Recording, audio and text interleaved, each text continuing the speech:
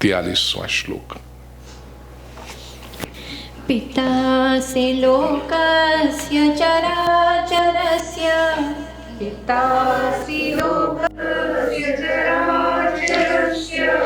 त्वमस्य पूज्यश्च गुरुर्गरीयान्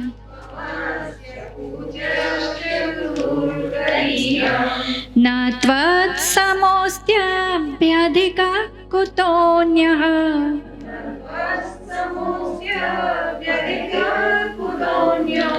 लोकत्रयेऽप्यप्रतिमा प्रभाव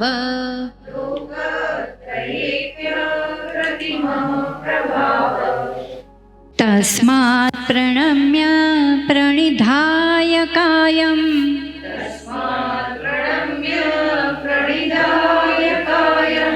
प्रसादये त्वामहमीश मीड्यम्।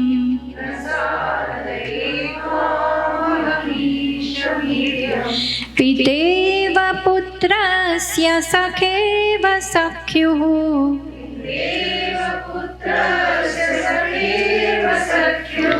प्रियः प्रियायार्हसि देव सोढुम्।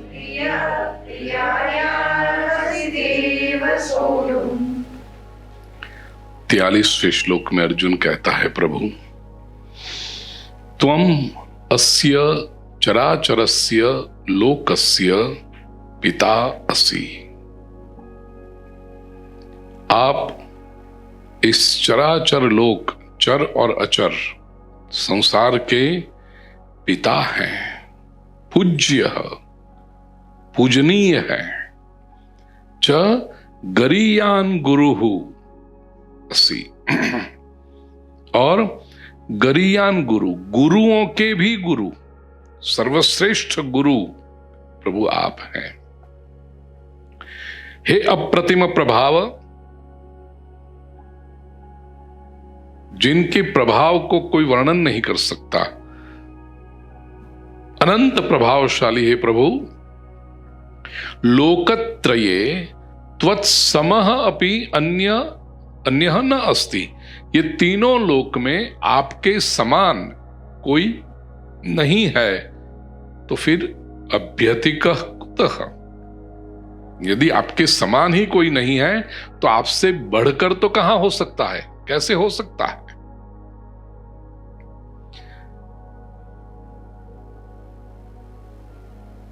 यहां पर अर्जुन ने भगवान को दो कहा, एक तो पिता और दूसरा गरीयान गुरु, गुरुओं के भी गुरु। गुरु शब्द के लिए तो हमने बहुत चिंतन किया है, गुरु तत्व के लिए किया है, लेकिन एक संक्षेप में यदि कहना हो तो मानव को व्यवहार और परमार्थ दोनों को ठीक से समझाए ताकि उस जीवात्मा का कल्याण हो, उसे गुरु कहते हैं। श्रेष्ठ गुरु वो है जो लौकिक और अलौकिक दोनों की समझ दे सके। केवल शास्त्रों के शब्दों को रटा दे लेकिन व्यवहार में मार्गदर्शन न कर सके तो वो गरीयान गुरु नहीं हो सकता। और कई बार व्यावहारिक पता है नहीं, लोग कहते हैं ये व्यापार के क्षेत्र का मेरा गुरु है, उसने बताया, व्यापार ये बताया। ये स्कूल में भी जो शिक्षक होते हैं हम आदर से उनको भी गुरु कहते हैं, क्योंकि वो डिग्री दिलवाई, रोटी कमाने का, नौकरी करने का कुछ क्वालिफिकेशन दे दिया, तो वो लौकिक गुरु है, व्यवहार। लेकिन गरीयान गुरु जो हैं वो लौकिक और अलौकिक, व्यवहार और परमार्थ दोनों का संतुलन करके, बैलेंसिंग करके जीवन में शांति, आनंद, प्रगति और सबसे बड़ी बात यथार्थ का अनुभव कैसे हो, मीनिंगफुल लाइफ, ये जो अनुभव करा है वो गुरु है। भगवान श्री कृष्ण ऐसे गुरु हैं। 44वें श्लोक में अर्जुन कहता है, प्रभु तस्मात् प्रणम्य प्रणिधाय कायम प्रसादये त्वामहमीश मीड्यम। तस्मात, देयरफॉर। ईड्यम, इडा का अर्थ है स्तुति करना, तो ईड्यम स्तुति करने योग्य।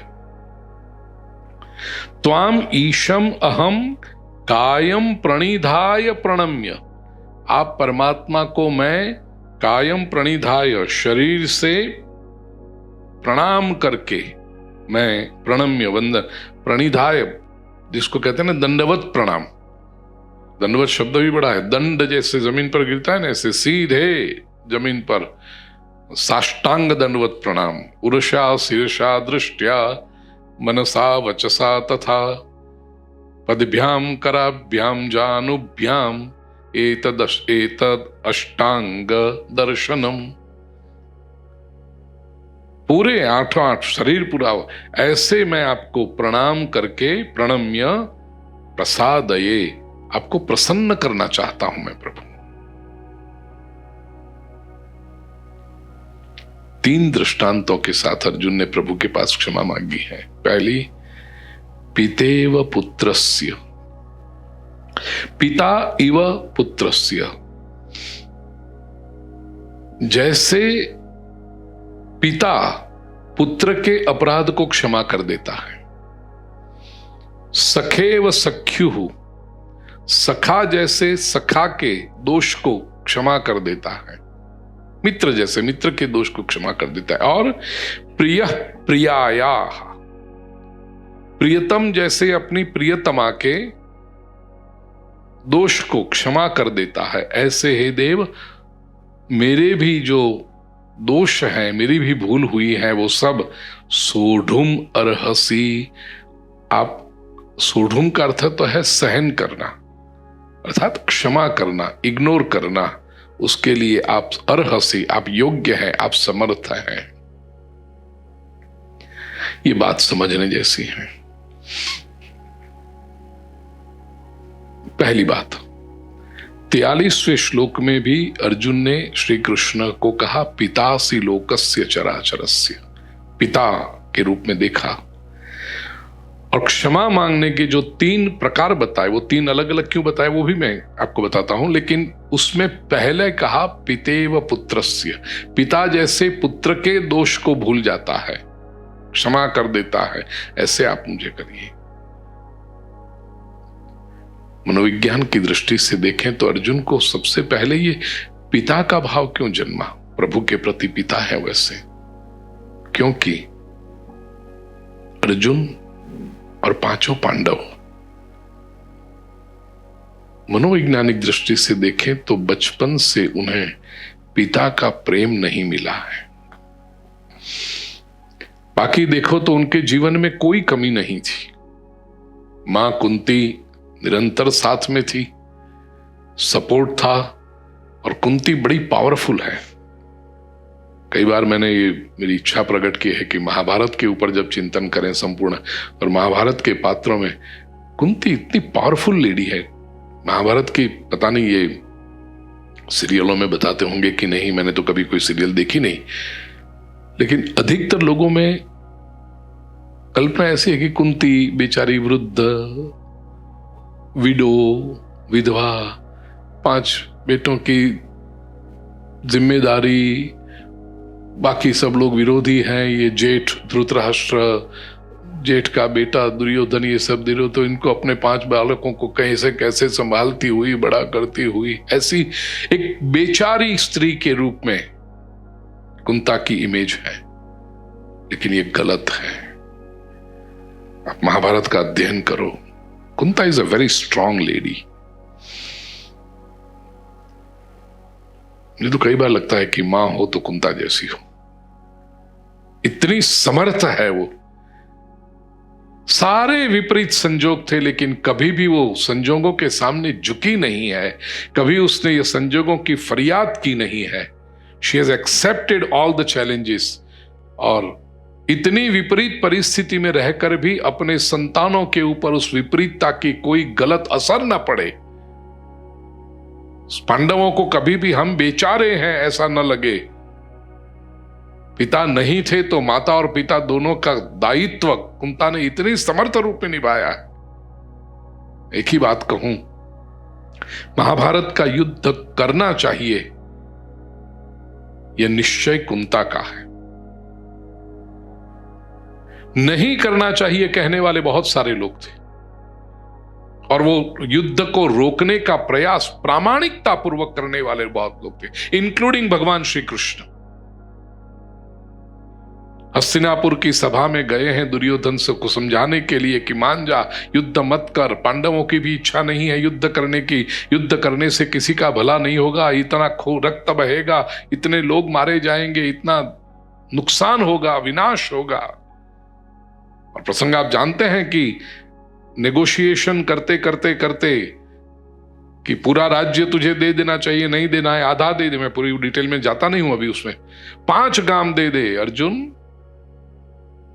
मैं तुझे गारंटी देता हूं कि युद्ध नहीं होगा। इतनी, I mean, is this a negotiation? किसी के पास आपका 5 करोड़ रुपया पड़ा हो और 12, 13, 14 वर्षों से वो दे न रहा हो, और बीच में कोई मध्यस्थी आए कि चलो मैं निपटारा करा देता हूं, और वो सामने वाले के पास जाकर के कहे काम कर 5,000 रुपया दे दे, मामला सुलझा दे दो,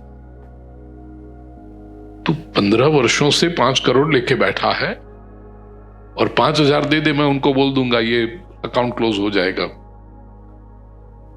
ये कोई नेगोशिएशन हुआ? ये तो दुर्बुद्धि थी दुर्योधन की कि माना नहीं वो। नहीं तो एक क्षण के लिए जरा सोचो, दुर्योधन कह देता ठीक है कृष्ण चलो 5 गांव ले लो, बाकी का राज्य मेरा, तो हमें न भगवत गीता मिलती न कुछ मिलता। ये तो अच्छा हुआ दुर्योधन नहीं माना, नहीं तो दुर्योधन की जगह के कोई भी थोड़ा सा सेंसिबल आदमी होता तो मान जाता ना। कृष्ण कह रहे हैं, पांडव के प्रतिनिधि बोल के कह रहे हैं, 5 गांव में क्या फर्क पड़ जाता दुर्योधन का, यदि सब उसका हो जाता तो बुद्धि नहीं थी उसमें।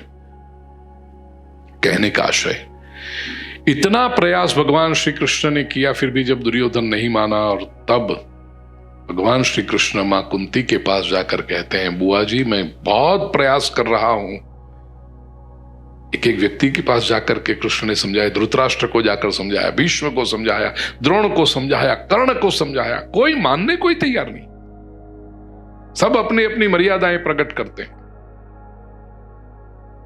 तब जाकर अल्टीमेटली कुंता कहती है कि केशव बहुत प्रयास कर लिया आपने, अब ये युद्ध को रोकने का प्रयास बंद करो और युद्ध की तैयारी आरंभ कर दो। पांडवों से जाकर कहो कि जिस हेतु के लिए क्षत्रियाणी पुत्र को जन्म देती है, धर्म संस्थापना का हेतु वो सिद्ध करने का समय अब आ गया है। कहो पांडवों से कि युद्ध का आरंभ करें। पार्थ ने कहो चढ़ावे बाण, हवे तो युद्ध एज का, युद्ध करना पड़ेगा ये निश्चय एज अ डिसीजन कुंता माता ने लिया। सोचो कितनी स्ट्रांग होगी। नहीं तो कृष्ण जैसे महापुरुष जब एक प्रकार की हताशा लेकर के आए कि बुआ जी मैं क्या करूं, कोई मेरी बात नहीं मानता है, तो कुंता तो और सर पे हाथ रख के रोती ना, फिर प्रभु आपका कुछ नहीं चलता तो मैं क्या करूं, हाय हाय मैं बेचारी जीवन भर की विधवा, देखो मेरे मजहब में तो यही है, पता नहीं कौन सी कुंडली में मेरे ग्रह पड़े। रोई नहीं, वो निर्णय लेना, योग्य निर्णय लेना, पुत्रों को प्रेरणा देना, ये एक मां का कार्य जो कुंता ने किया है।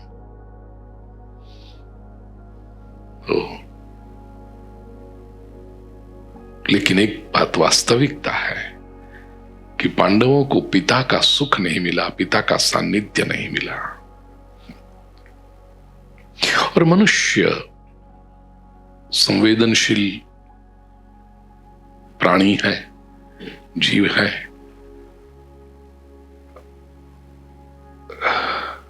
बिजनेस में भी अभी तो आ गया है, लेकिन ज्योमेट्री में और उसमें इकोनॉमिक्स में होता है ना पाई चार्ट। तो हमारा जीवन है ना जैसे एक वर्तुल है। तो आपने देखा होगा सब अलग अलग अलग कलर के होते हैं कि बजट के समय भी जैसे न्यूज़पेपर में आता है कि बजट का, इसमें कितना परसेंटेज कहाँ खर्चा होगा, एजुकेशन में कितना होगा, मेडिकल में कितना होगा, मिलिट्री में कितना होगा, वो पाई के अलग अलग अलग कलर, हाँ स्लाइस, जैसे पिज्जा के स्लाइस होते हैं ना, ऐसे अलग अलग स्लाइस की वो स्लाइस बता के बताते हैं कि भाई इतना खर्चा है, तो व्यक्ति को अंदाजा है कि इतना खर्चा एजुकेशन के लिए जा रहा है, इतना ये जा रहा है।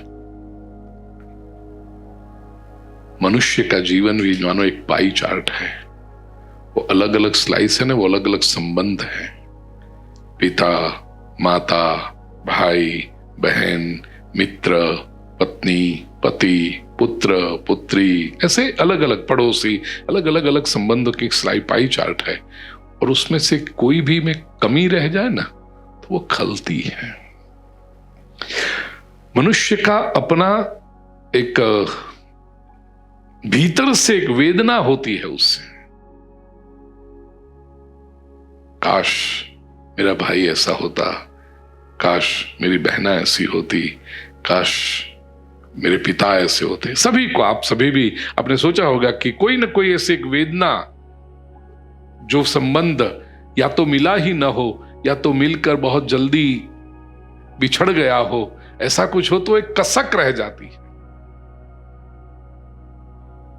पांडव भी संवेदनशील तो है, पिता का प्रेम जो नहीं मिला था, आज अर्जुन ने जब भगवान का इतना दिव्य स्वरूप देखा तो उसके मन में वो ही जो कसक थी वो प्रकट हुई। इसलिए पहले कहा पितासि लोकस्य चराचरस्य, आप पिता के समान हैं। प्रिय स्वजनों, जिसको आपने मित्र की तरह देखा हो, भाई कजिन की तरह देखा हो, उसमें पिता की अनुभूति हो, एक बहुत बड़ी छलांग है संवेदन क्षेत्र। क्योंकि पिता ऐसा व्यक्तित्व है जहां संतान फील्स प्रोटेक्टेड सभी तरह से। छोटा जब होता है तब पापा साथ में है तो मुझे कुछ नहीं होगा, फिर एक स्थिति आती है जब फाइनेंशियली पिताजी का सपोर्ट है तो मुझे कोई चिंता नहीं है, फिर आगे बढ़कर इमोशनली वो स्वयं जब पिता बनता है ना, एक उम्र ऐसी होती है कि टीनेज में खास, कि पिता थोड़ा स्ट्रिक्ट हो जाए तो बच्चों को अच्छा नहीं लगता। पापा कैसे बोलते हैं, जाने नहीं देते, मुझे रात को जाना है, मित्रों के साथ जाना था, घूमने जाना था, पार्टी करनी थी, फिल्म देखने जाना था, पापा मना करते हैं। लेकिन वो स्वयं जब पापा बनता है ना, और उसका लड़का टीनेजर जब करता है, तब वो आके कहता है, पापा आपने हमें बहुत कंट्रोल किया उस समय, इमोशनली, कि पापा आपने जिस तरह से, अब मेरे वाली जनरेशन तो मानती नहीं है, लेकिन आपने कैसे वो किया था, अलग अलग अलग स्थिति में पिता का एक रक्षा कवच है, छत्र के समान होता है पिता। कई बार वो छत्र जब तक होता है ना तब तक पता नहीं चलता है, उसको हम महत्व नहीं समझते, लेकिन वो छत्र हट जाए तो पता चलता है। जैसे धूप में छाता लेकर चलते हो तो कई बार ऐसा लगता है छाता उठाना पड़ता है, लेकिन छाता चल जाए और फिर धूप आए ना, तब लगता है कि छाता था वो अच्छा था।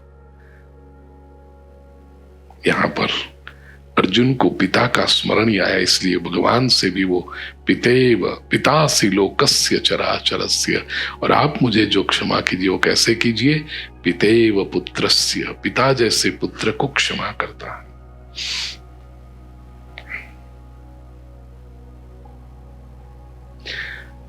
देखिए अर्जुन ने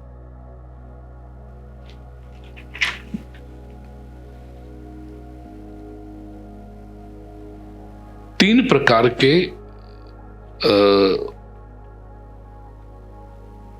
तीन प्रकार से अपमान हुआ ऐसा माना है। प्रमाद से, अवहासार्थे, मया प्रमादात प्रणयेन वापि, और यच्चावहासार्थम। प्रमाद के कारण मैं आपको पहचान नहीं पाया, आपकी अवहेलना मैंने की, आपका अपमान किया प्रमाद के कारण। दूसरा अवहासार्थ, मजाक करते करते मैंने आपका अपमान कर दिया। और तीसरा प्रणय में, अतिशय प्रेम के कारण मैंने आपका अपमान किया। अब जो प्रमाद के कारण है उसमें पिता आता है। प्रमाद अर्थात असावधानी, मैं जान नहीं पाया इसलिए, तो उस प्रमाद के कारण जो अपमान हुआ उसके लिए अर्जुन कहता है पितेव पुत्रस्य। वात्सल्य भाव प्रमाद से किए हुए दोषों को भूलता है। पिता पुत्र में वात्सल्य भाव है।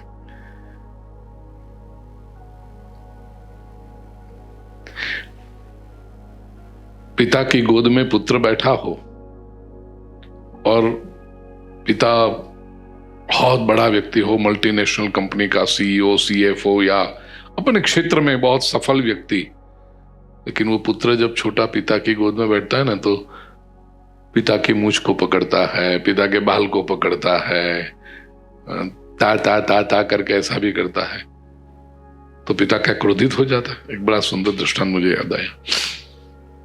अकबर बादशाह सभा में बैठे हैं और सभा में प्रश्न आया कि बादशाह को लात मारे उसको क्या सजा होनी चाहिए। सब लोग जो बैठे थे एकदम लाल पीले हो गए। बादशाह को लात मारे उसको तो पैर उसके काट डालने चाहिए। दूसरा कहे पैर नहीं, उसको तो नगर के बीचों बीच उसको सूली पे चढ़ा देना चाहिए, फांसी दे देनी चाहिए, उसको इतने वर्ष जेल में डालना चाहिए, उसको ये करना चाहिए। बड़ी बड़ी सजाएं सब लोगों ने कही। बिरबल के पास बात आई।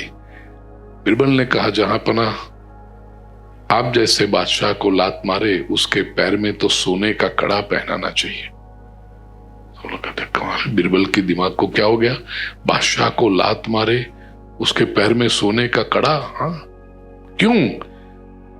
बिरबल कहते इतने बड़े बड़े दरबारी लोग हैं, सैन्य सब सैनिक लोग हैं, महारथी लोग हैं, इतने सारे, और सैनिक से राजा की रक्षा करते हैं, बॉडीगार्ड्स, उतने सबके होते हुए किसी की हिम्मत है कि राजा को लात मार सके? तो राजा को लात कौन मार सकता है? राजा जब अंतःपुर में बैठे हो और उनका राजकुमार जब गोद में लिया हो और खेलते खेलते राजकुमार राजा को लात मार दे तो पैर काट दोगे, उसकी सूली पे चढ़ा दोगे, उसको जेल में बंद कर दोगे? अरे उसके पैर में तो सोने का कड़ा पहनाना चाहिए, क्योंकि उसके सिवा किसी और की हिम्मत नहीं कि बादशाह को लात मार सके। प्रमाद से यदि कोई अपमान हुआ हो तो वात्सल्य उसको क्षमा करता है। इसलिए अर्जुन ने जो कहा कि प्रभु मैंने प्रमाद से जो अपराध किया वो आप पितेव पुत्रस्य। विनोद हंसी मजाक में मैंने आपका यदि अपमान किया, अवहासार्थम, ये जो है अवहास करते हुए, हंसी मजाक करते हुए आपका अपमान हुआ तो सखे व सख्यु, एक मित्र जैसे मित्र के दोष को क्षमा कर देता है। मैत्री में दोषों का लिस्ट बनाते हैं। मेरा बर्थडे था, तुम नहीं आए, तुम्हारे बर्थडे पर अब हम नहीं आएंगे, ये मैत्री है? कभी नहीं। मित्र क्षमा कर देता है। और प्रणय न वापी, प्रणय के कारण, अति स्नेह के कारण जो अपराध हुआ हो तो प्रिय प्रिया या प्रियतम जैसे प्रियतमा के दोष को, अब अर्जुन पुरुष है इसलिए उसको ये पता है, कोई स्त्री होती तो शायद ऐसा पता नहीं करती है कि नहीं प्रियतमा प्रियतम के दोष को क्षमा करती है कि, लेकिन प्रियतम प्रियतमा के दोष को क्षमा करता है। ये अर्जुन की बात से सिद्ध हो रहा है कि वो जैसे प्रणय में क्षमा कर देता है, ऐसे प्रभु आप मेरे दोष को क्षमा करो। प्रमाद से हुए दोष पिता की तरह वात्सल्य भाव से, ये वात्सल्य भक्ति है। मजाक में हुए दोष आप मित्र भाव से, ये सख्य भक्ति है। और अतिशय स्नेह के कारण, अति परिचयाद अवज्ञा जिसको हम कहते हैं, अतिशय स्नेह के कारण यदि दोष हुए हो मेरे, तो वो प्रियतम जैसे प्रियतमा को क्षमा करता है। ये माधुर्य भक्ति है। तो वात्सल्य भक्ति, सख्य भक्ति और माधुर्य भक्ति, ये भक्ति के प्रकार और अर्जुन कहता है, प्रभु मैं दंडवत प्रणाम करके आपकी क्षमा मांगता हूं, आप मुझे क्षमा दे दीजिए। एक बात और, अगले श्लोक पर हम जाएं उससे पहले मैंने कहा था कि 11वें अध्याय में 11 रस का वर्णन है। गीता का पुस्तक आप सभी के हाथों में है। अब देखिए, अर्जुन ने 15वें श्लोक से विश्वरूप का वर्णन आरंभ किया। शुरुआत में उसने देव स्वरूप में देखा है, ये दर्शन किया है। तो वो जो देवरूप का वर्णन किया वो शांत रस है साहित्य का। 20वां श्लोक है जो भगवान स्वर्ग से पृथ्वी तक और चारों ओर द्यावा पृथिव्यो रिदमंतरम ही व्याप्तम त्वयैकेन दिशाश्च सर्वाः, ये जो है वो अद्भुत रस है। 30 और 32वां श्लोक मैंने कहा था, जब वहां से आगे चले तो वहां जो 30वां और 32वां श्लोक है ना कि प्रभु आप कौन है, लेली असे ग्रसमान समन्ता, चाटते हुए और आपके दांतों में सब ये लोकान समग्रान वदनैर ज्वलत भी, जलते हुए आपके मुख, उससे ये जो भगवान का स्वरूप है। और स्वयं भगवान भी जो वर्णन करते हैं कि कालोस्मि लोकक्षय कृत प्रभु, यह रौद्र रस है। 23, 24 और 25 वो श्लोक थे, तब भी मैंने कहा था इनका वर्णन करते समय कि सबके खाते हुए भगवान के दांतों में, विकराल दांतों में सबके चेहरे लगे हुए विभत्स रस है। ऐसा हो जाए कि नहीं दिखना ही, विभत्स रस है। युद्ध के लिए खड़े हो जाओ अर्जुन, ये जो प्रभु ने कहा है 33वें श्लोक में, जित्वा तस्मात् त्वमुत्तिष्ठ यशो लभस्व जित्वा शत्रुन भुंक्ष्व राज्यम समृद्धम। यह 33वां श्लोक वीर रस है, जिनको तैयार करते हैं। अभी अभी जो श्लोक हमने देखा, ये 44वां श्लोक का पूर्वार्ध कि तस्मात् प्रणम्य प्रणिधाय कायम प्रसाद, ये दंडवत प्रणाम करना, ये दास्य रस है। 28 और 29वां श्लोक, जहां पर ये बड़े बड़े योद्धा, एक तो नदी के वेग की तरह और दूसरे पतंगे जैसे अग्नि में जाकर के नष्ट हो जाते हैं, ये करुण रस है।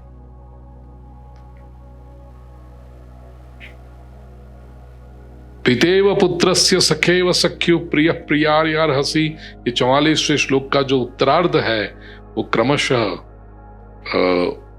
वात्सल्य रस, सख्य रस और माधुर्य रस है।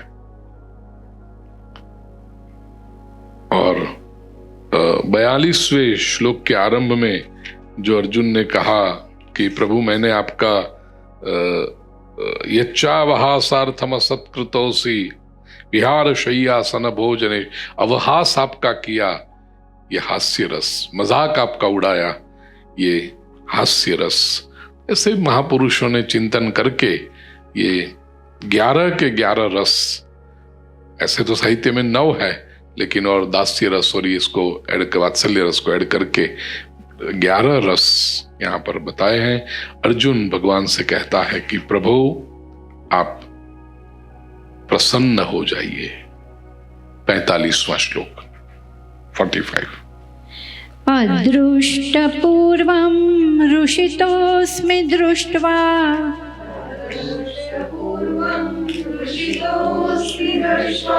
भयेन च प्रव्यथितं मनो मे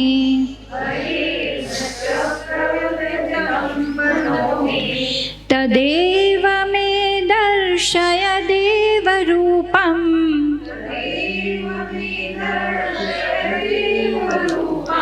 प्रसीद देवेश जगन्निवास।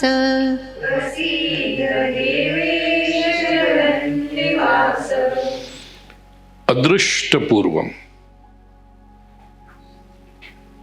पहले जो कभी नहीं देखा था ऐसा आपका ये रूप दृष्टवा देखकर ऋषितः अस्मि, मैं हर्षित हो रहा हूं। च साथ में भयेन में मनः प्रव्यथितम, भय से मेरा मन व्यथित हो रहा, अत्यंत प्रव्यथित, अत्यंत व्यथित हो रहा। मैं तत्एव देव रूपम दर्शय, मुझे वही आपका जो देव रूप है वो दर्शय, बताइए।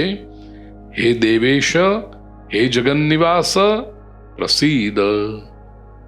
हे देवेश, हे देवों के देव, हे जगन्निवास, आप प्रसन्न हो जाइए। ये प्रसीद देवेश जगन्निवास, अर्जुन बार बार अनंत देवेश जगन्निवास, ये देवेश और जगन्निवास संबोधन बार बार कर रहा है। अदृष्ट पूर्वम, पहले कभी नहीं देखा था ऐसा ये रूप देखा। देखिए, अर्जुन कहता है कि हर्ष तो मुझे हो रहा है लेकिन डर भी, भय भी लग रहा है। इसलिए प्रभु आपके इस दिव्य स्वरूप को आप समेट लीजिए और मुझे देव रूप के दर्शन कराइए। ये दर्शन करने की इच्छा भी अर्जुन करता है और दर्शन समेट लेने की इच्छा भी वही करता है। क्यों? इसमें यह समझना है प्रिय सुजनों, हमारी ह्यूमन साइकोलॉजी जो है कि दो बातें हैं ना, वो क्षणिक हो उसी में अच्छा है, दर्शन और सुख। इसकी बड़ी तमन्ना हो हमें कि दर्शन हो, दर्शन हो, दर्शन। एक तो वियोग में ही संयोग की तमन्ना निर्माण होती है, उत्कंठा निर्माण होती है। जो बिल्कुल सामने सामने हमेशा हो उसके दर्शन के, उसको तो कहेंगे थोड़ा दूर जाओ बिल्कुल सामने। तो जो नहीं है उसके दर्शन की अभिलाषा है। अब ठीक है, चलो नहीं था तो दर्शन की अभिलाषा थी, दर्शन सामने हो गए, अब वो बना ही रहे सामने तो फिर वो उत्कंठा चली जाती है, उसका सुख भी चला जाता है, फिर उसकी वैल्यू नहीं रहती। अब देखो, हम जब मंदिर में दर्शन करने जाते हैं, कोई बड़े मंदिर, श्रीनाथ द्वारा जाएं हम, या बांके बिहारी जाएं, या कहीं अंबाजी जाएं, कोई भी प्रतिष्ठित मंदिर में, तिरुपति बालाजी जाएं, तो मेंटली हम प्रिपेयर होके जाते हैं कि भीड़ तो होगी ही, दर्शन हो जाए तो बहुत अच्छा है। और वो फिर भीड़ में 4-6 घंटा लाइन में खड़े रह करके ये सब करके वहां दर्शन करें, और 1 सेकंड 2 सेकंड में तो चलो चलो गोविंदा गोविंदा, जमुना जी की लहरें श्रीनाथ द्वारा में। तो जरा सा भी ऐसी झलक मिल गई, बाहर आके गए, अच्छे तुम्हें हुए, मुझे तो बहुत अच्छे दर्शन हुए। 2 सेकंड में क्या दर्शन किया आपने, 4 सेकंड में क्या दर्शन किए। लेकिन उसमें कुछ वो लोग होते हैं थोड़ा सा कॉर्नर में या किसी खंबे के पास खड़े रह करके, किसी थोड़े ऐसे ऊपर होकर के, ऊंचा होकर के ये सब करते हैं, दूरबीन लेकर के करते हैं, अगर दर्शन हुए। लेकिन उस मंदिर में जो चौकीदार होते हैं, छोड़ो मंदिर के पुजारी होते हैं जो बिल्कुल पास में खड़े हैं। आपने कभी देखा कि पुजारी भगवान की ओर ऐसा हाथ करे? वो तो दिखता है कौन आया, कौन क्या चढ़ा रहा है, क्या भेंट अर्पण कर रहा है, क्या कर रहा है। उसमें अपना पहचान वाला कोई है कि नहीं। यदि पहचान वाला कोई हो, कोई बड़ा आदमी वही हो, तो उसको पट्टा उड़ाए, कोई हार दें, कुछ वो करें, अपना पब्लिक रिलेशन एस्टैब्लिश करें, क्योंकि उसके लिए तो भगवान है निरंतर। हम जो जाते हैं हमारी दृष्टि हटती नहीं। वो ऐसे टेढ़ा भी करे तो हमें लगता है नहीं जरा फिर से एक बार कर दे, थोड़ा फिर से एक बार, बाहर वहां से निकल करके फिर से एक बार कोई सीढ़ी पे खड़े रख, देखिए यहां से हो रहे दर्शन, वो आईना दर्पण लगा रखा है वहां भी हो रहे हैं, वहां तो अच्छे हो रहे हैं, चलो। निरंतर यदि होगा तो उसकी वैल्यू चली गई। दर्शन, उसकी झलक ही पर्याप्त है। और ऐसे प्रिय स्वजनों, जीवन में सुख का भी आनंद लेना हो ना, तो वो थोड़ा सा होगा तो ही आनंद। जो सुख हमेशा के लिए हो गया, फिर वो सुख रहता नहीं, वो फिर वो आदत बन जाती है, या तो नेसेसिटी बन जाती है या हैबिट बन जाती है। फिर वो नहीं मिलेगा तो दुख का स्रोत बनता है। मिलना तो चाहिए, मिलेगा तो उसमें कोई बड़ी बात नहीं है।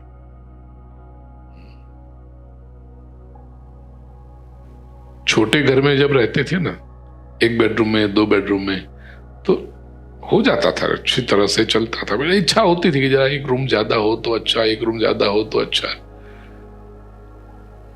2 साल 5 साल मेहनत करके बड़ा फ्लैट लो, बड़ा मकान लो, थोड़ा एरिया बड़ा, तो शुरुआत में अच्छा लगता है, हाँ अच्छा है। 5 साल अभी इसमें बड़े में रहे, फिर कहो जाओ अब 1 बेडरूम वाले में वापस, नहीं अब तो इसकी आदत हो गई, अब इसके बिना नहीं चलेगा।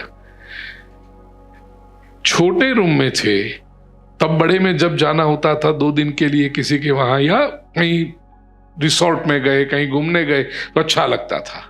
लेकिन वैसे ही प्रबंध आपने कर लिया, अब वो आदत बन गई, अब वो सुख का स्रोत नहीं रहा। तो सुख कभी कभी मिले ना तब वो सुख लगता है, दर्शन कभी कभी मिले तब वो दर्शन लगता है।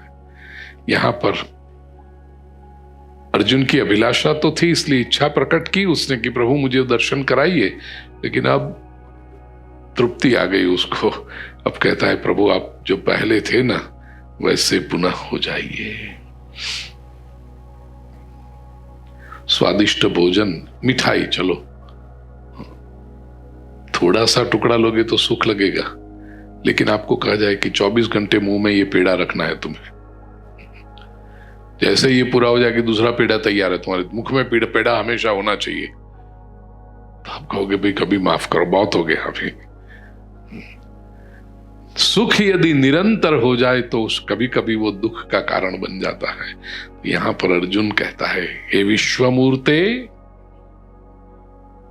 आप प्रकट हो जाइए फिर से। हाँ, 46वें श्लोक में कहता है विश्वमूर्ते, तो पुनः आप। अच्छा, एक दूसरी बात, अब इसका दूसरा एंगल देखें।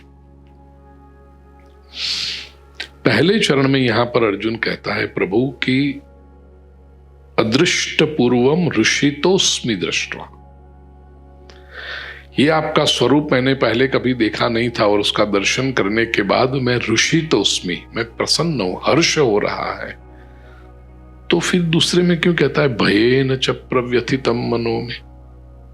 हर्ष और भय भला साथ में रह सकते हैं?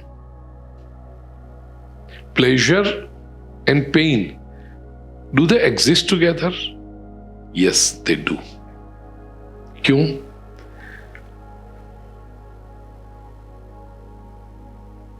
पहली बात, सांसारिक अर्थ में देखें तो हर्ष जब आता है उसके साथ एक सूक्ष्म भय रहता कि ये हर्ष रहना चाहिए, अब ये हर्ष यदि चला जाएगा तो पेन होगा। और आध्यात्मिक दृष्टि में अर्जुन जिस स्थिति में है बिल्कुल साक्षात्कार की क्षण है। जन्म जन्मांतर की साधना करके जीवात्मा जब परमात्मा के सन्मुख होता है, प्रसन्नता तो बहुत होती है उसको, लेकिन साथ में एक भय लगता है कि अब मैं विलीन हो जाऊंगा। वहां उसको एक तय करना होता है। ये जो हम अद्वैत और द्वैत की बात करते हैं ना, वेदांत की फिलॉसफी, वो ये स्थिति है। ईश्वर तो तैयार खड़ा है, बाहें फैलाए कि आओ आलिंगन देने के लिए, मिल जाओ, समाहित हो जाओ मुझ में। इन जीवात्मा को तय करना है do I want to merge with God? भक्ति मार्ग में द्वैत सिद्धांत को मानने वाले वो कहते हैं कि प्रभु तेरा दर्शन करने में जो आनंद है ना, वो तुझसे मिल जाने में नहीं है। बिंदु बन के सिंधु का दर्शन करने में जो आनंद है, वो बिंदु यदि सिंधु में विलीन हो जाए तो फिर क्या रहा? मैं ही न रहा। कुछ लोग होते हैं जो मोक्ष की अभिलाषा करते हैं, लेकिन कुछ लोगों की मनोवृत्ति ऐसी है, न मोक्षस्य आकांक्षा भव विभव वांछापि च न मे। मुझे नहीं चाहिए मोक्ष, मिलना नहीं है प्रभु, तेरा दर्शन करना है। तेरा बनकर रहने में जो आनंद है वो तू बनने में नहीं है। तो और वो जो स्थिति आ जाए तो एक डर सा लगता है कि समा जाएंगे भीतर। नहीं, अस्तित्व बनाए रखना है। श्रीमद् रामानुजाचार्य जी ने बहुत सुंदर कहा यहां पर कि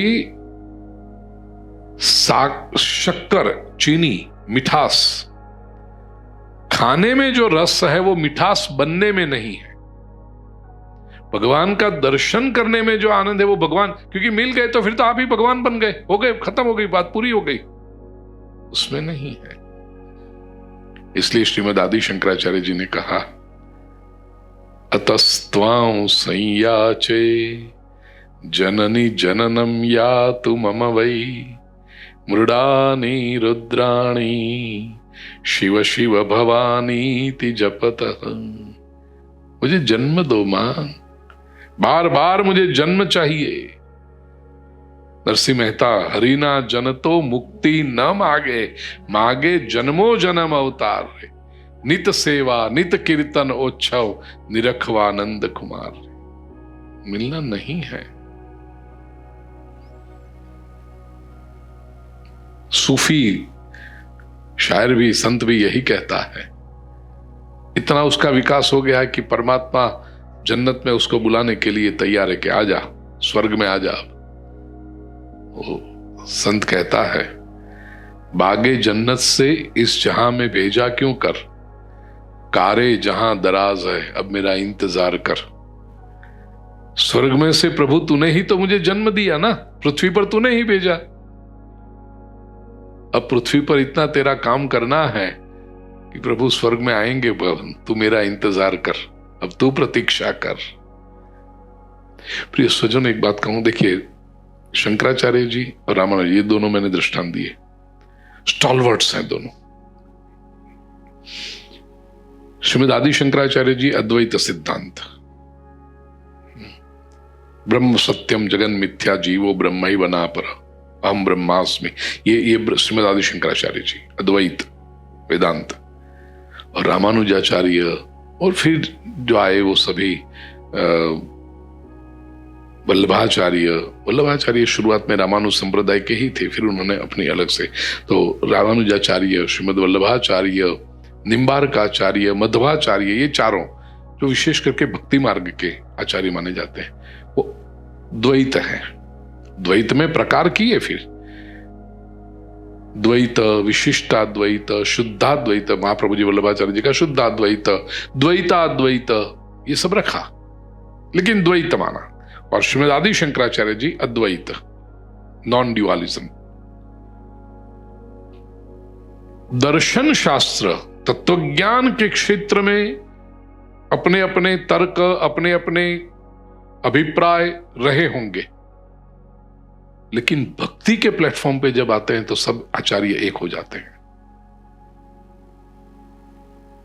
अब कहां अद्वैत सिद्धांत वाले श्रीमद् आदि शंकराचार्य जी और कहां द्वैत सिद्धांत वाले रामानुजाचार्य जी, लेकिन दोनों का भक्ति के प्लेटफॉर्म पर आए तो वही शंकराचार्य जी कहते हैं ना, अतस्त्वां संयाचे जननी जननम यातु मम वै मृडानि रुद्राणि।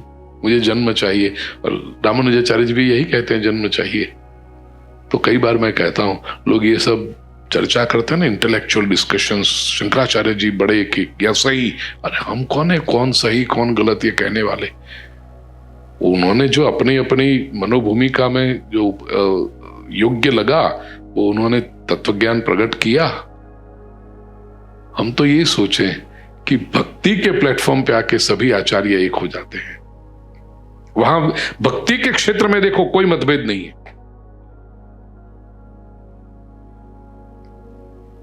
श्रीमद आदि शंकराचार्य जैसे, मुझे तो लगता है ऐसा कोई भक्त नहीं हुआ। तत्वज्ञान तो श्रेष्ठ है ही, नो डाउट अबाउट इट, लेकिन श्री रामचंद्र जी के भी स्तोत्र लिखे, कृष्ण के भी लिखे, शिव के भी लिखे, मां भगवती के भी लिखे, अरे गंगा का लिखा, यमुना का लिखा, नर्मदा का स्तोत्र लिखा, श्रीमद आदि शंकराचार्य नर्मदाष्टकम। तो जो है सभी एकदम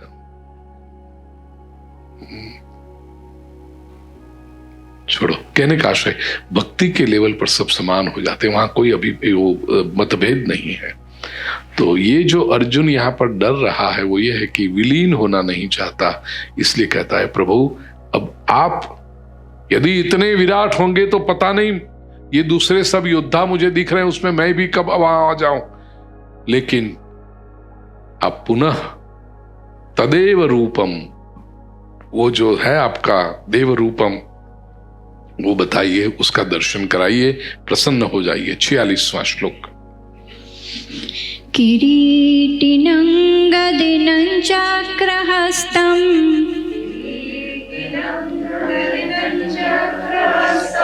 इच्छामि त्वां द्रष्टुमहं तथैव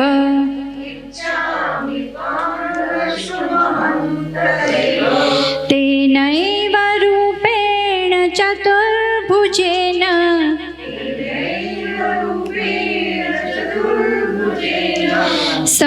सहस्रबाहो भव विश्वमूर्ते।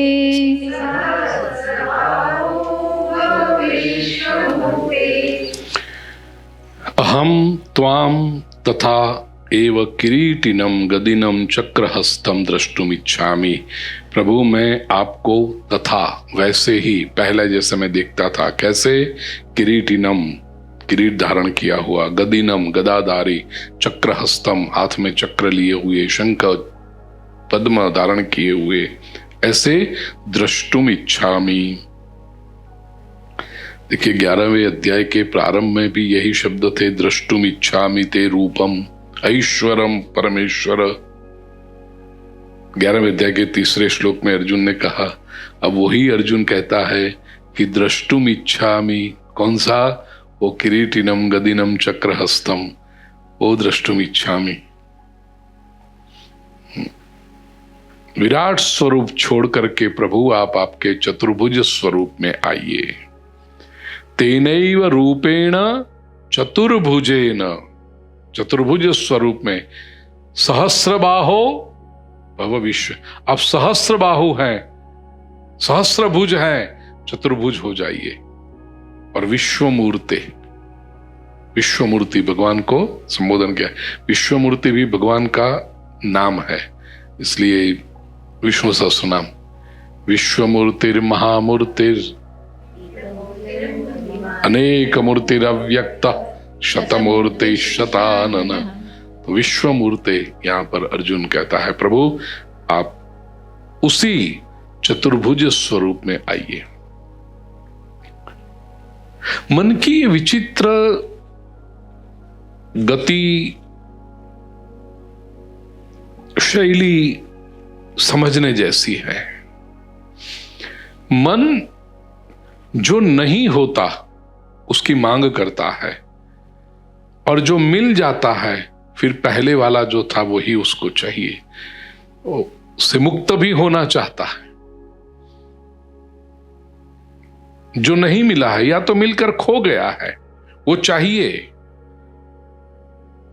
और जो मिल गया है उससे लंबे समय तक साथ में रहने की हिम्मत भी नहीं होती है। अपनी ही बात करो ना, प्रश्न यदि पूछा जाए कि भगवान चाहिए तो सब कहेंगे हाँ चाहिए ना, चाहिए, चलो मिल जाए प्रभु।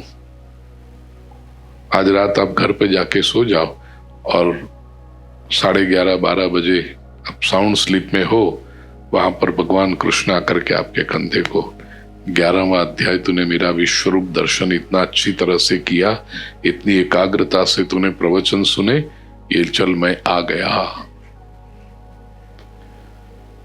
पहले क्षण तो आप प्रसन्न हो जाओगे, वाह वाह प्रभु आपकी कृपा हुई है।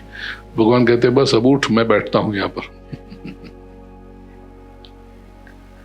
प्रभु थोड़ी क्षणों के लिए आप आओ तो अच्छा है, लेकिन निरंतर साथ में रहोगे तो फिर हम दूसरा सब कैसे करें? क्योंकि प्रभु कुछ ऐसी बातें भी तो हमें करनी है जो आप साथ में ना हो तो अच्छा। कई बार कहता हूं ना कि लोग परिवार में विवाह हो पुत्र पुत्री का तो निमंत्रण देने के लिए आते हैं। अभी तो लोग बहुत सयाने हो गए हैं, वो जहां मुझे आना होता है ना वो एक ही कार्ड रखते हैं। नहीं तो पत्रिका तो बड़ी मोटी होती है ना, अंदर अलग अलग अलग अलग इवेंट्स।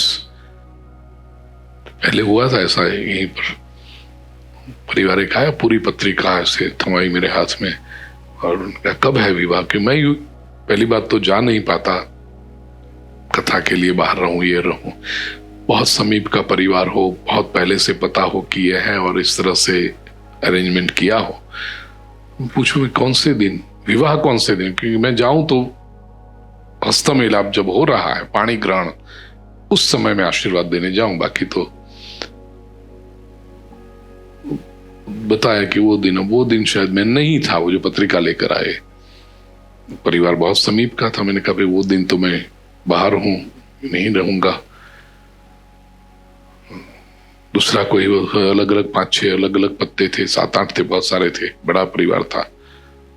तो उसमें एक मैंने देखा कि संगीत, और वो जो दिन था वो मैं मुंबई में था, तो मैंने उनसे कहा ये कार्यक्रम में मैं आ सकता हूँ संगीत में। वो तो वो जो आए थे 5-6 लोग परिवार के, एक दूसरे के सामने देखने लगे ऐसे। गुरुदेव उस दिन आप ना आओ। मैंने कहा क्यों, संगीत है? तो मैंने सोचा कोई भजन कीर्तन करेंगे बैठकर सब, विवाह के पहले संतान के संसुखी, संगीत तो अच्छी बात होती। मैंने कहा क्या नहीं गुरुजी, उस दिन आप सही नहीं होगा आप। तो मुझे उत्कंठा जगी, ऐसा करते क्या हो जो मैं ना आऊं?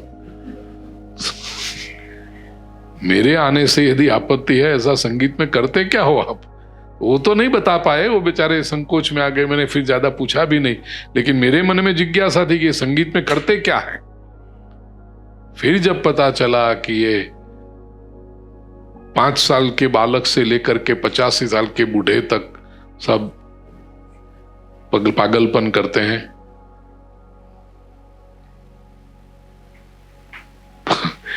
अब ऐसे समय में भगवान कहेंगे मैं तो प्रसन्न हो गया तुम पर, चलो साथ में रहता। नहीं भगवान, आप गणेश स्थापना के समय आना, उस समय गणेश स्थापना में आपको बुलाएंगे, फिर विवाह के समय जब फेरे लेंगे तब आपकी स्थापना। बाकी जो हम पागलपंती करते हैं ना प्रभु, आप उसमें तो न आओ तो अच्छा है। ये मनुष्य का मन है प्रिय स्वजनों।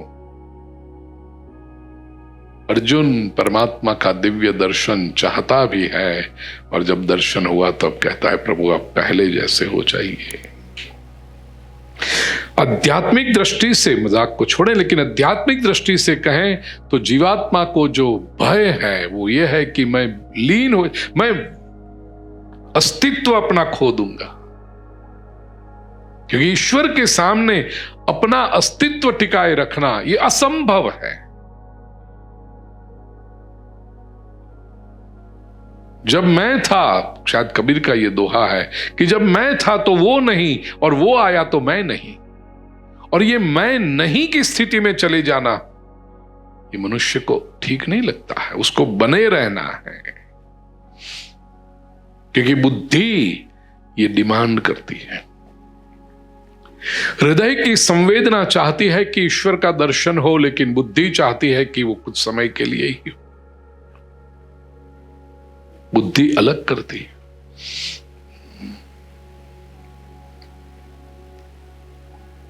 मोक्ष ऐसी अवस्था है प्रिय स्वजनों कि उसमें प्रवेश है, निर्गम नहीं है, एंट्री है, एग्जिट नहीं है, और उससे व्यक्ति घबराता। संसार के सारे काम आप देखो, आप क्या है संसार? पकड़ना, छोड़ना, पकड़ना छोड़ना, एक्टिविटी रिटायरमेंट, प्रवृत्ति निवृत्ति, प्रवृत्ति निवृत्ति, इसी से संसार बनता है। और परमात्मा का साक्षात्कार वो ऐसी अवस्था है कि फिर उससे निवृत्ति नहीं हो सकती। मिल गए तो मिल गए फिर। और बुद्धि का एक लक्षण है बोर्डम। बुद्धि को, मन को निरंतर कुछ ना कुछ नया नया नया नया नया चाहिए। ईश्वर जब प्राप्त हो तो ईश्वर में नया क्या लाओगे? तो स्थिर है। इसलिए याद रखना, जितना व्यक्ति बुद्धिमान उतना वो असंतुष्ट, उतना वो रेस्टलेस। बुद्धि का विरोध नहीं है, बुद्धि चाहिए, लेकिन बुद्धि अपने कंट्रोल में होनी चाहिए। यो बुद्धे परतस्तु सह, भगवान श्री कृष्ण कहते हैं कि बुद्धि होकर, बुद्धि की शक्ति का सदुपयोग करके बुद्धि के बियॉन्ड, बुद्धि से पर जाने की योग्यता भी साधक में आनी चाहिए। यदि वो बुद्धि का शिकार बन गया, कई बार मेरी बुद्धि, मुझे सब पता है, मैं जो सोचता हूं, मेरे अभिप्राय, ये फंसा वहां पर, वो स्टेग्नेशन आ गया उसका। स्टेग्नेशन नहीं, डाउनफॉल आएगा फिर। और बुद्धि का ये लक्षण है, बुद्धि बोर होती है। नहीं, कई बार आप मनोरंजन के भी लिए जाते हो तो क्यों, प्रसन्नता के लिए जाते हो, लेकिन वो नाटक में या तो जो भी आप संगीत सुनते हो उसमें आगे क्या है ये आपको पता चल जाए। सस्पेंस ड्रामा देखने गए, लेकिन आपको पता चल रहा है यही होना चाहिए क्रिमिनल, यही होना चाहिए कल्प्रिट, तो फिर आप उसमें बुद्धि को पता चल गया, आप बोर हो गए। जब तक पता नहीं चलता है, बुद्धि जब तक अज्ञान में है तब तक बुद्धि का रस रहता है। पता चल गया कि बुद्धि बोर होती है। छोटे थे, चंद्र भी कितना आकर्षक लगता था। चांदा मामा, हमें जो कहानियां सुनाई जाती थी, फेरी टेल, तो चंद्र भी इतना। अब बड़े हुए, ज्योग्राफी में पढ़ लिया, चंद्र क्या है? पृथ्वी का उपग्रह है, पृथ्वी के आसपास घूमते रहता है, जिसके कारण दिन रात होते हैं। चंद्र पे भी होता है, ये तिथियां अलग अलग होती हैं, छोटा बड़ा सब पता चल गया। अब चंद्र हमें आकर्षक लगता है। बहुत बुद्धिमान व्यक्ति, चंद्र, हाँ आई नो इट, ये आई नो इट ही बड़ी बीमारी है। चंद्र क्या है ये पता होने के बाद ये विदूज का चंद्र, आप बालकनी में खड़े रहकर देखो और प्रसन्न हो जाओ। अष्टमी का चंद्र देख के प्रसन्न हो जाओ, एकादशी का चंद्र देख के प्रसन्न हो जाओ, पूर्णिमा का चंद्र देख के, तो आप बुद्धि से पर गए। बुद्धि के साथ संवेदनाओं को भी टिका है, लेकिन ये बुद्धि अग्नि समान है, वो संवेदना को शुष्क कर देती। इसलिए अधिक बुद्धिमान व्यक्ति बहुत रेस्टलेस भी रहेगा और या तो बोर भी हो जाएगा। आप देखना, घर में विशेष करके जो नई पीढ़ी है ना, वो है बहुत बुद्धिमान, एक्सट्रीमली इंटेलिजेंट पीपल। उनको सब पता चल जाता है तुरंत, फटाफट फटाफट फटाफट। इसलिए उसको नया बुद्धि है ना, वो कहानी में जैसा था ना, कौन सा वो दिया जल के उसमें से चीन निकलता है, वो अलादीन, हाँ, उसको कुछ ना कुछ काम चाहिए। वो यदि वो फ्री बैठा तो जिसका है उसको खा जाएगा। ये बुद्धि अलादीन की तरह है, उसको निरंतर कुछ चाहिए, लाओ नया लाओ, नहीं तो वो रेस्टलेस है। वो या तो बोर हो जाएगी या तो फिर वो अशांत हो जाएगी। इसलिए आपने देखा है ना, पहले तो क्या था, बच्चों को शाम को 2-3 घंटे कंपाउंड में छोड़ दो, उसको गांव में मोहल्ले में खेलेंगे, शेरी मार हमसे बिल्डिंग के कंपाउंड में खेलेंगे, पसीना बहाएंगे, झगड़ेंगे, लड़ेंगे अपने अपने दोस्तों के साथ, ये सब थकेंगे, 7-7:30 बजे भोजन करके सो जाएंगे। अब आधुनिक युग में सब रहा ही नहीं। पकड़ा दिया हाथ में वो वीडियो गेम या ऐसा कुछ, तो बोर हो जाते हैं। फिर मम्मा आई एम बोर्ड, मम्मा परेशान करेगा और फिर मम्मा भी परेशान। मम्मा भी तो कम अक्कल वाली थोड़ी है, वो भी तो बुद्धिमान है ना, बुद्धिमती है। और वो इसकी बुद्धि को कैसे कंट्रोल करे, वो अपनी बुद्धि से सोचती है। वो गया बेचारा बालक जो है, वो उसकी अपनी बुद्धि और बड़ों की बुद्धि, दोनों मम्मी पापा दोनों की बुद्धि, ये बुद्धि का जो संघर्ष घर घर में लगा है, और वो जब तक कंट्रोल में होता है तब तक चलता है कि छोटे हैं 6 साल 8 साल 10 साल 12 साल 15 साल, एक बार स्वतंत्र जब आ गया 18 का, I am 18 now, you can not tell me, it's my life and I will mess it up, I won't let you do that. तो जब तक बुद्धि से कंट्रोल कर सकते थे हुआ, जब उसकी स्वतंत्र बुद्धि हो गई अब नहीं सुनेगा वो आपकी। बुद्धि अशांति लाती है, बुद्धि बोर्डम पैदा करती है। इसलिए देखिए, और मोक्ष में क्या है, यहां जो हम बात कर रहे हैं साक्षात, वो तो एक से भगवान तो परम स्थिति में जाते हैं तो स्थिरता है, परम शांति, परम स्थिरता, नथिंग चेंजेस। और वो जब नथिंग चेंजेस में प्रसन्न बने रहना, ये कितनी बड़ी योग्यता है।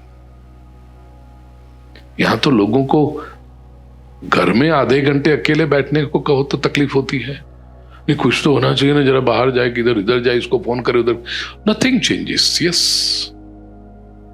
उसका जो आनंद है, निज आनंद है, वो बहुत कम लोग ले सकते। तब बुद्धि के पार। इसलिए देखो, जो मूड है जिसमें बुद्धि नहीं है, उसको एक ही एक प्रवृत्ति करते रहेंगे।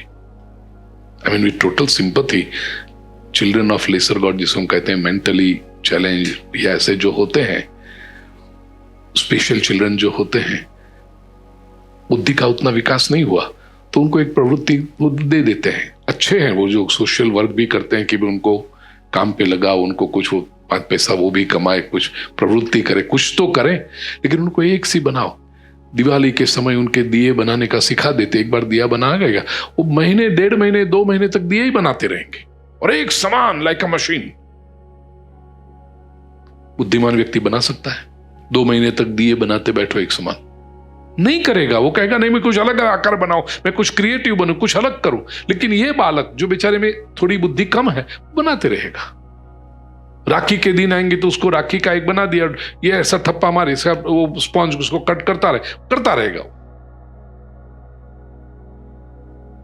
पशु जो है, जो हम मानते हैं कि बुद्धि मनुष्य जितनी विकसित नहीं हुई, तो गाय को आप रोज घास खिलाओ, आप रोज रोटी गुड़ दो, रोज गाय कभी कहती है जरा कुछ लाओ ना अलग,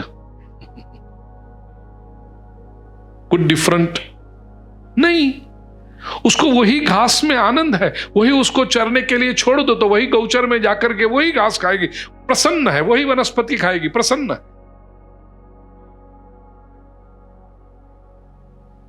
श्रीमद् भागवत के 3 स्कंद में 7वें अध्याय विदुर मैत्रेय संवाद में 17वां श्लोक है कि विदुर जी मैत्रेय जी से कहते हैं, और संस्कृत साहित्य का इस सुभाषित जैसा भी बन गया है श्लोक भागवत का, यश्च मूढ़तमो लोके यश्च बुद्धे परंगतः तावुभौ सुखमेधेते क्लिश्यत्यंतरितः जनः। यश्च मूढ़तमो लोके, या तो व्यक्ति बुद्धिहीन हो तो वो सुखी है, जिसमें बुद्धि नहीं ना वो सुख है, उसको कोई भी कपड़ा दे दो सुख है, अच्छा है, चलो दिया ठीक है, नहीं दिया कोई बात नहीं। यश्च बुद्धे परंगतः, या तो जो बुद्धि से पार गया उसको शांति है, प्रसन्न है, रोज एक सफेद है चलेगा, कोई बात नहीं, प्रसन्नता है, शांति है, आनंद है। तो या तो बुद्धिहीन सुखी है, या तो बुद्धि के पार जो चला गया वो सुखी है, वो उसको शांति है। क्लिश्यत्यंतरितः जना, अंदर के जो बीच में लोग हैं ना, वो ही मौज करो तुम्हारी तुम